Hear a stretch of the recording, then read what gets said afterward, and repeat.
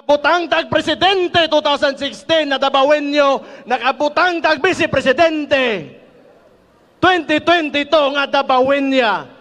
Pangutanon ta mo, musugot ba mo nga pulihan ninyo si Rodi Duterte karong 2025 nga eleksyon? Dili nato kalimtan si Presidente Rodrigo Roa Duterte! Timani na pwede sa ibalik pagkamayor, dili sa disqualified! Ibalik nato sa pagkamayor sa Davao City! Para sa kaayuhan sa Davao City! Mayang gabi sa iyong tanan. Wa gyud, giulan gyud ta pero naalang gihapon ang mga taga Davao diri, no? Salamat kayo kato mga ni Antos gyud, kato mga rain or shine na mga tao. Malipayon kay kung hawa gyud mo nang hawa ang bisag giulan ta pisting yawa ni ulanan eh. Kay bawo mo, diri mo nato makita pod. Natay ginaatubang karon nga sitwasyon. Ug tan-awon ninyo, makita naman gyud pod ninyo, karon mabati na ninyo ang intervention gyud sa administrasyon diri sa ato ang politika diri sa Davao.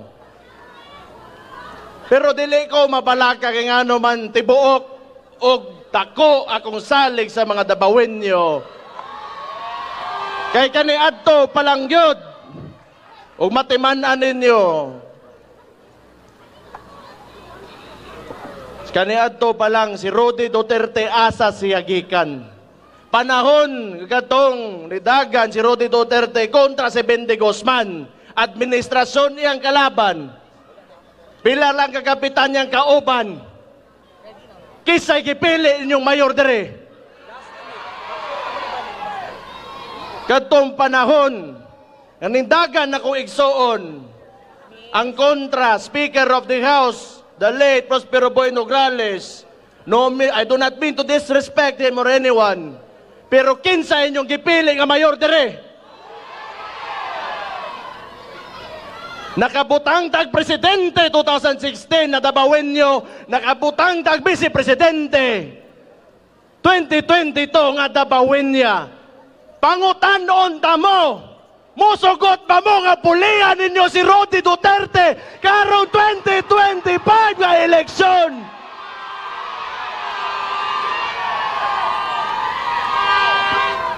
O di manguli na ta kay ulan.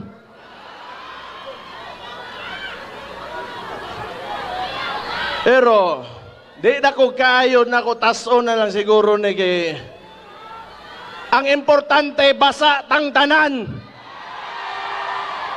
Namakpakbod mo, bisag kita, wa ta kasabot tanan unsa to.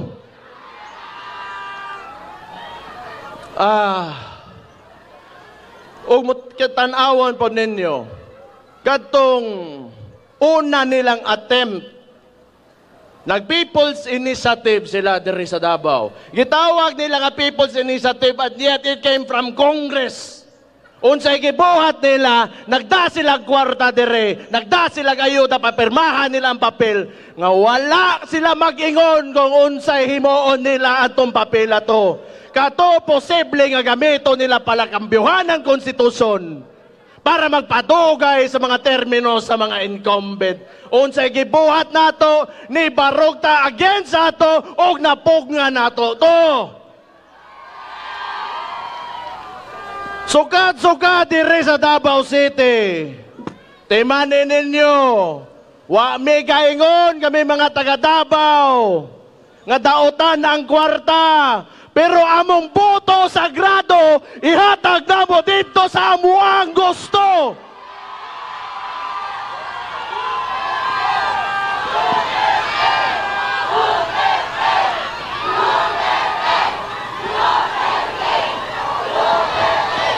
Mao na, di gyud sila makaton. Dugay na kay tang ginapakitaan, tanawa nagkata-kata na noong ko. Dugay na kitang gipakitaan o progresibo nga pamulitika o pagda sa gobyerno ni Rodi Duterte o mga kaubanan niya sa hugpong sa tawong lungsod. Unya karon, kamo diha nga nanagan sa pikas, nakauban lang mo presidente impisot, mo baliktad dayon mo. Kay ngano, gihimo ninyong Ginoo ang kwarta, wa mo kabalo. Pag humala ni tanan, ang muingon sa direksyon sa Davao City, ang mga Davaoenyo dili ang kwarta sa administrasyon.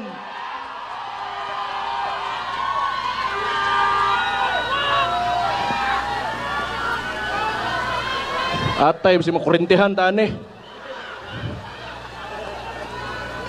Pero, gusto lang nako, musulod man putag naapot sa midterm elections karon nga crucial kayo para na dili man ikin mo baos ta, dili na wala na stuwa, pero kita mugugod gyud ta bangayo gyud ta hustisya o kana pinaagi sa ato mga senador nga naadre sa kong likod karon. Palang walay mo too nga mahimo sang presidente kini dili Davaoenyo pero ni too kang Rodi Duterte naa si Jimmy Bundok para piliin ninyo pagka senador. Kani bantag hinay inyong pagpaka makapakidnap og tao. Pagbantay mo total natay mga cellphone karon anang binuang sa eleksyon di tamo sugot ana.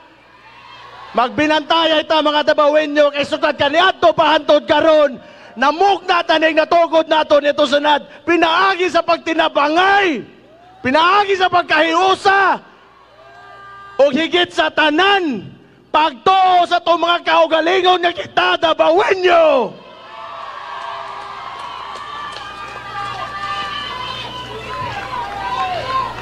Naa ang representante ni Dante Marcoleta ihatag atong palakpak.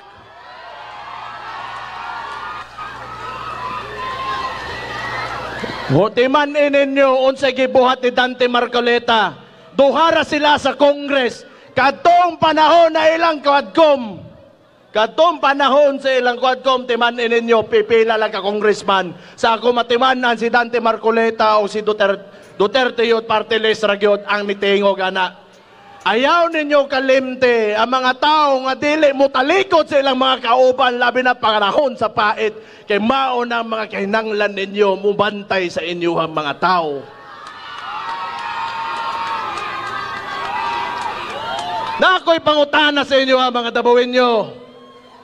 Moto ba mo kanang gatongtong nga presidente karon mahimo ba sa presidente kung dili nato sa kitabangan? Kung wala sa ubanin, Inday Sara, ano, mga tongtong ba di sa diha? Tanawa ron, makita ninyo. Kisay nas kauban nato garon, kadagan pagka-senador. Ang mismong kauban niya. Pero noon, niingon siya, wa man kuno say problema gyud sa presidente, ako to. Pero, naa si Vic Rodriguez dire para pilion nato. Kay kaniadto mga nindot nila nga plano nga buhaton unta nila. Gusto niya unta ipadayon kay wala na natuman karon nga nakalingkod na si Marcos. Wala na. Pero tanaw na ako ganing tawhanan nagyon na hangaren na ganito, nagyon ni tumong nga mahimo diri sa politika. Kung ihatag ninyo maluing Ginoo na ay Attorney Vic Rodriguez nga andam idoso ang iya mga gipang istorya pasalig karon dire sa eleksyon nato nga moabot ay karong Mayo 12 pilian ninyo. Na si Dr. Marites Mata ingnan ta mo og tanawon ninyo kitay ginagubot yod karon kay wa ko kabalo ingano man pod natay administrasyon nga puro kasuya ra ginapakita kay ni si bantay mo paakan magbuaya diha ulan ba ya? Timanin ninyo nga si Doc Marites Mata o sa kini ka Davaoenyo ang contribution. Pwede mo mulingkod ha? Likod lang. Ang contribution nato Davao City, isa sa pinakadako tag contribution sa national income nato. So timanin ninyo, kung well represented na pag-abot sa Senado, mas maayo og daghang pagmuabot na kalambuan diri sa atong lugar. Og ihatag ninyong higayon kang Doc Marites Mata. Mikropono. O na, nibalik na. Kaya nga nakuguan ba? Kalaban na itong iputlan akong mic. Balik ko na ako!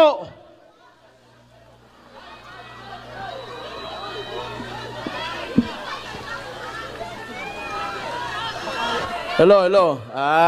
Nana, nibalik na. Balik.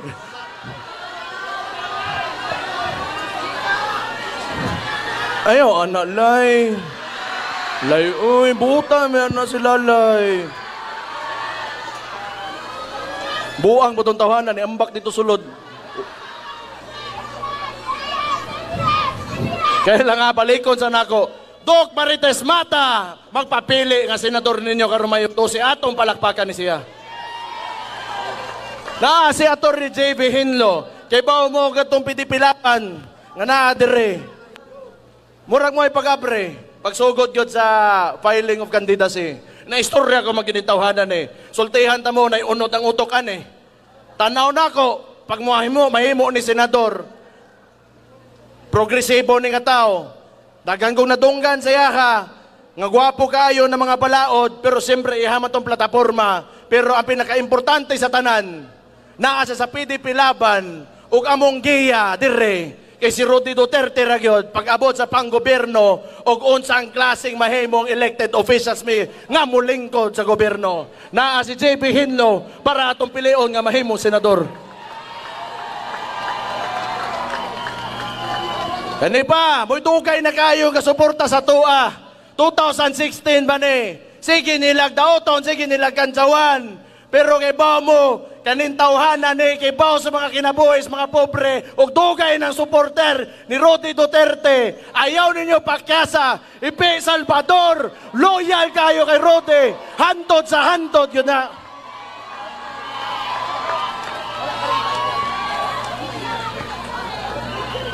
Ingana ra bagid na, kana mga luki-buloy para piliin ninyo pagka-senador.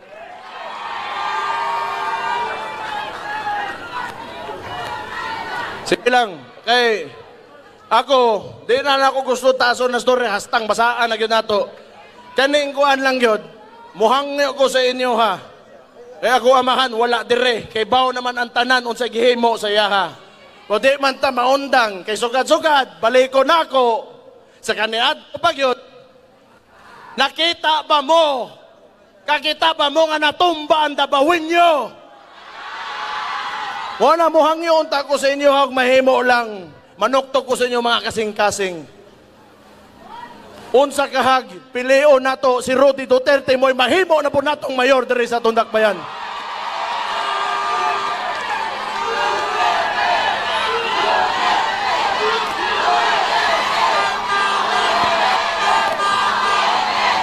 Duterte! Duterte! Duterte! Duterte! Unya, muhangyo bogo, basig pwede himo ko yung bisi mayor. Okay ra ninyo? Tarong ba? Bantay na mo. Magpasalamat po ko sa mga kaubanan na kay grabe ko atong giagian karon. Among pamilya, but not only us, ang atong sudad, ug tanan nagasuporta, sakit na gyud kayo ilang ginabuhat sa tuwa. Pero gidi kita nila makita, manghilak. Kaya ilang makita, ragyod sa tuwa, suko!